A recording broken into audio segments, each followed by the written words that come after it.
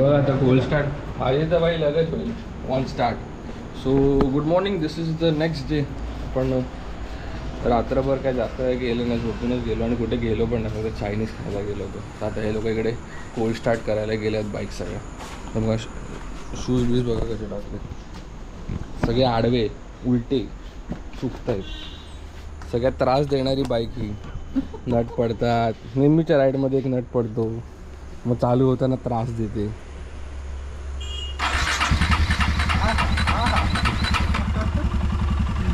इथे ऐकायचं चल, माझी पण ऐकायचं होतं.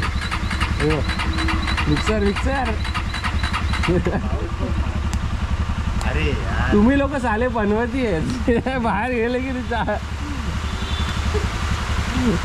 पाऊस आला. ते दिवसभर असंच चालू आहे, आम्ही बाहेर जातो आणि मग पाऊस चालू होतो. असं कडक आला रे जोरात. चालेल आपण बाहेर पाय ठेवल्या कळलं काल आपण जात होतो ना तेव्हा पण असंच झालं. तो वाट बघायचा कधी येतात. झाली भाई संपली, अर्धा तास झाला चालू करतं गाडी, होत नाही. एवढा त्रास देते. घेऊन टाक नवीन एक गाडी. आता याला जम्प स्टार्ट करायला पण 40 किती स्पीड लागेल? 30-40च्या वरती जम्प स्टार्ट होते गाडी. आपल्यावर काय नाही, माझी पण तशीच असणार ना. 30-40च्या नंतर स्पीड लागते या लोकांना. हिमालयन वगैरे तर फटकन 10-20लाच चालू होऊन जाते. आता याला जम्प स्टार्ट करावी लागेल, किंवा जर वायर मिळाली तर जम्प स्टार्ट होईल, आता मग धक्का स्टार्ट. आता बेसिकली आम्ही असं सीन आहे की आम्ही आता जातो इकडनं गोव्याला.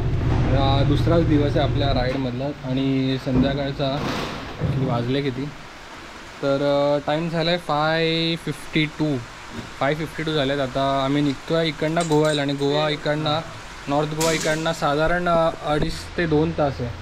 तर तिकडच्या रूम्स वगैरे पण काय बुकिंग केल्या नाहीत, तर काय माहिती आता कधी पोचतो आहे. आणि ऑन द वे आपल्याला सिद्धेश पण भेटणार आहे, तो पण पोचला आहे. कुठे पोचला आहे तो? कोल्हापूरला. तर माझी बॅग वगैरे लावून झाली आहे. आता ह्याची बॅग लावायची बाकी आहे आणि सुमितची बाकी आहे. तर मला माहिती नाही आता मोठं ब्लॉगिंग काय करायला मिळणार आहे, कारण का पाऊस तर फुल जोरात चालू आहे. तर कदाचित हा व्हिडिओ इकडेच संपणार आहे आपला.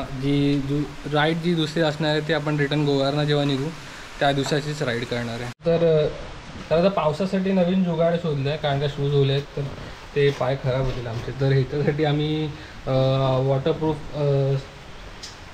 सॉक्स मागवले आहेत. हे आहेत गार्बेज बॅग्स. ज्या गार्बेज बॅग्स एवढ्या लांब्या आम्ही पायात घालणार आहे. तर हे सॉक्स पूर्ण मांड्यापर्यंत सेफ राहील सगळं. हे पैसे नसले की असं गरीब चिंदीगिरी करावी लागते. तर ह्याची वेळ आहे, म्हणून सबस्क्राईब करा जरा.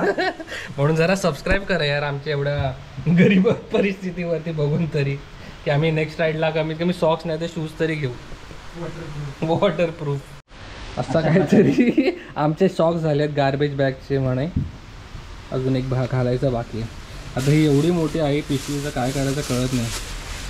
टाईटली बांधून टाकू काय याच्यावरती, अँका एवढी गरम होईल जोरदार. गरम व्हायचंय का? अरे आता मी शूज घातले, एक मिनिट एक्सपर्ट वाटत होता ना तो, एक्सपर्ट घ्यायला लागला. पण सामान सगळं मीच आणलं ना शेवटी. सामान आणलं पण विसरलात ना शेवटी म्हणजे. आता राहून जातं काय नाही काय. तरी पण आता पूर्ण तयार झाले. जॅकेट आपलं रायडिंग जॅकेट घातली, फाटलेली पॅन्ट घातली, फाटली शूज घालता तर याच्यात सगळं पाणी येतं. आणि त्याच्या आतमध्ये गार्बेज बॅग आहे, त्याच्या आतमध्ये सॉक्स आहेत, सॉक्सवरती म्हणजे सगळं मिळून वरती आपण शूज घातले. तर हे सगळे आहे बघा, या पद्धती पॅकिंग केली पायाची. वॉटरप्रूफ शूज वॉटरप्रूफ येतात, पण आपण पूर्ण पायच वॉटरप्रूफ बनवले. पाय वाटत.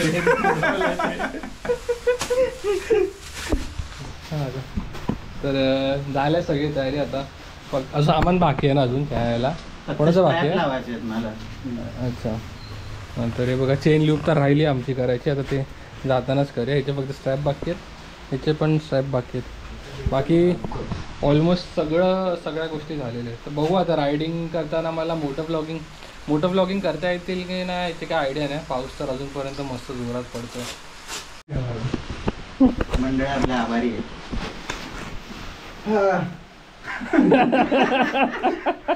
अर्धा तास चला हेच घेतलं. अजून 2 तास चालवायची बाईक ऐकडच. मी कशाला लोळलो होतो पूर्ण खाली. पॅन्ट घालायला वरचा शूज मधूनच घातलेस ना. नाही मी आठवण केल्यावर शूज काढला त्यांनी.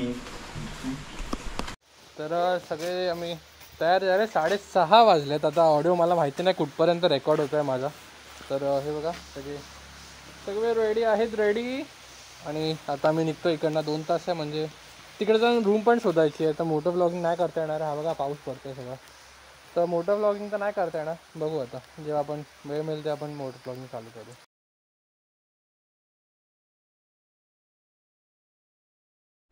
तर हे बघा हे आमचे सगळे जॅकेट आम्ही ना एकत्र जमा करून ना टॉयलेटमध्ये ठेवले होते कारण का ते भिजले होते. तर आम्ही विचार केला पाणी सगळं निघेल. पाणी सगळं एकामेकांवरती पडून सगळेच भिजलेलेच राहिलेत. तरी सुकवायची प्रोसिजर चालू आहे दोन्ही साईडला. इकडे पण चालू आहे. टॉवेल घेऊन पुसतायत. नेक्स्ट कपडा आहे त्याचा. विंडशीटर वगैरे सगळे आलो तसे ओलेच्या ओलेच आहे अजूनपर्यंत. हे माझं नाही आहे एवढं घाण माझं आहे. हां तू चायला धुतलीस ना त्याची चितडी उडवली. बघू आतून बघ आतून कळेल मला. हां ही माझी ह्याला तर भूक आहे डायरेक्ट एवढं भूया. हे बघा वॉटरप्रूफ पॅन्ट आमच्या.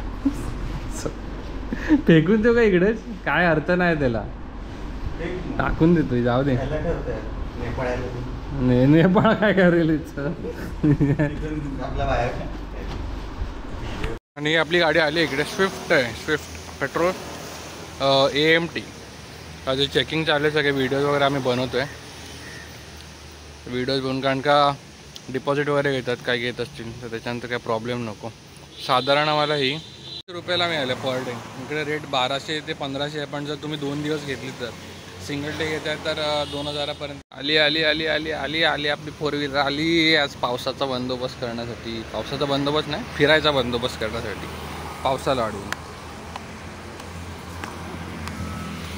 तर आता आपण निघतोय आनंद हॉटेलमध्ये. आनंद हॉटेल इकडनं 10 ते 15 मिनटावरती आहे. ही आपली गाडी आली आहे. तर आज फायनली आपण सुके फिरू शकतो सगळीकडे. तर ही AMT गाडी आहे जी आम्ही विकली होती. डिझेलमध्ये होती आमच्याकडे. ॲक्च्युएटर इश्यूज. पाऊस तर बघा बाय काय डेंजरस पाऊस चालू आहे. एकदम जास्त रेड अलर्ट दिलेला इकडे गोवामध्ये. एकदम एकदम रेड अलर्ट दिला आणि खूप जोरात पाऊस चालू आहे. आणि आपण सायलिम काय होतं ते सेल्युलिम डॅम आहे साऊथ गोव्याला. तर तिकडे राहतो आहे. तर आनंदमध्ये वगैरे जेवण वगैरे करून निघालो आम्ही. आता 5 वाजेपर्यंत पोहोचू असं एक्सपेक्टेड. हां कॅन्टीन नर्सरी आणि असं सराउंडिंग्स आहे. मी एंट्री गेटवरती व्हिडिओ काढत होतो पण त्यांनी अलाव नाही केलं. मला सांगितलं व्हिडिओ रेकॉर्डिंग अलाउड नाही. इकडनं 10 मिनटं चालत जायचं या रस्त्याने. अरे बापरे कायचं काय मोठं आहे रे डॅम. हा डॅम ते पहिल्यांदा एवढा जवळून बघितलं असेल.